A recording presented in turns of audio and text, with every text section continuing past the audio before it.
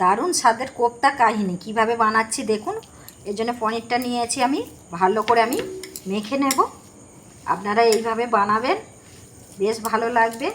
পনিরের তো অনেক রকম রেসিপি দেয়া হয়েছে বা খাওয়া যায়। দেখুন আমি কিভাবে বানাতে থাকি। করে ঠেসে ঠেসে এইভাবে মেখে নিতে হবে। মাখা হয়ে গেছে দেখুন। এর মধ্যে দেব স্বাদ অনুযায়ী লবণ আর চিনি। ভালো করে মেখে নেব। থেকে কিছুটা আমি আলাদা করে রেখে দেব। কাজু, কিশমিশ আর দুটো আমন্ড বাদাম আমি কুচি কুচি করে একদম টুকরো টুকরো করে কেটে নেব। এটা আমার কালো কিশমিশ আছে, আপনারা চাইলে কালো কিশমিশ ছাড়া এমনি যে কিশমিশ হয় সেটাও দিতে পারেন, অসুবিধা নেই। আমার বাড়িতে ছিল তাই আমি দিলাম। একদম কুচি কুচি করে, বা আমন্ড বাদাম একটু বেশি করেও দিতে পারেন। একদম ছোট্ট ছোট্ট করে কুচি কুচি করে কেটে নিয়েছি ড্রাই ফ্রুটসগুলো। দেখুন মশলা বেটে নেব। এতে আছে আমার আদা পরিমাণ মতো দেব, বেশি দেব না। কাজু দিয়ে দিলাম, 8-10টা কাজু, একটা লঙ্কা, এটা আমার গাছের লঙ্কা, আর চারমগজ দিয়ে দিলাম। একসঙ্গে বেটে নেব। এতে দেবো অল্প একটু ফ্রেশ ক্রিম দিয়ে পনিরটা আমি তুলে রেখেছিলাম, এর মধ্যে ড্রাই ফ্রুটসগুলো দিয়ে দেব। একসঙ্গে মেখে নেব। মাখা পনিরটাকে কোপ্তা আকারে এইভাবে গোল বাটির মতো করে নেব। নিয়ে মাঝখানে এই পুরটা আমি দিয়ে দেব। দিয়ে ভালো করে ঢেকে গোল গোল বলের মতো বানিয়ে নেব আমি একটা একটা করে।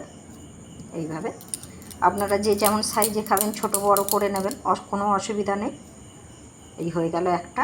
আর একটা আমি বানাবো, একইভাবে আমি বানিয়ে দেখাচ্ছি। এটা আমার বড্ড বড় হয়ে গেছে, আর একটু ছোটো করলে ভালো। ছোটো বড়ো যে যেমন খাবেন সাইজে বানিয়ে নেবেন।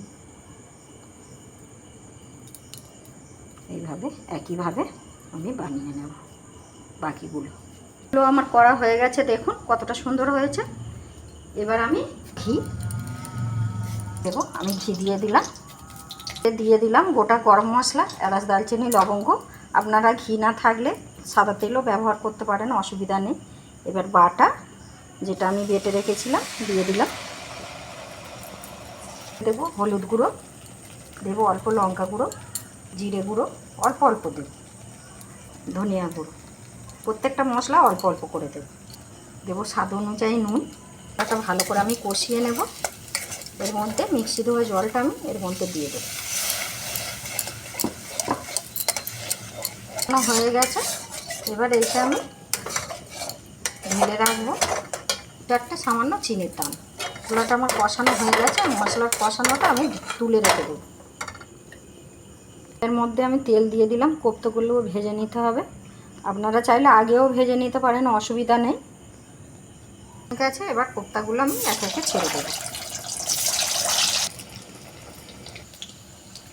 উলট পালট করে লাল লাল করে ভেজে নিতে হবে। কোপ্তাগুলো তো ছানার নরম, বারবার খোঁচা মারবেন না খুন্তি দিয়ে, দিলে তাহলে ভেঙে যাবে। এইভাবে একদিকে লাল হয়ে গেলে এবার আমি তুলব। কড়াইয়ের তেলটা আমি ঢেলে নিয়েছি, মশলাটা আমি দিয়ে দিলাম। ওটা আমি এর মধ্যে দিয়ে দিলাম। জল দেবো এতে। কোপ্তাগুলো আমি দিয়ে দেব।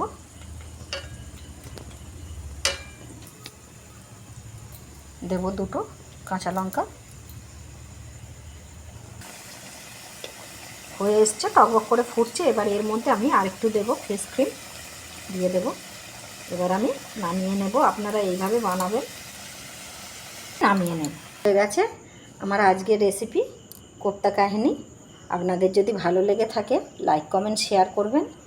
ইউটিউব থেকে দেখলে সাবস্ক্রাইব করবেন, ফেসবুক থেকে দেখলে পেজটাকে ফলো করে পাশে থাকতে ভুলবেন না।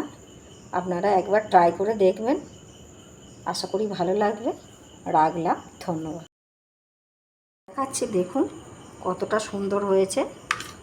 এই দেখুন, আপনারা এইভাবেই বানাবেন।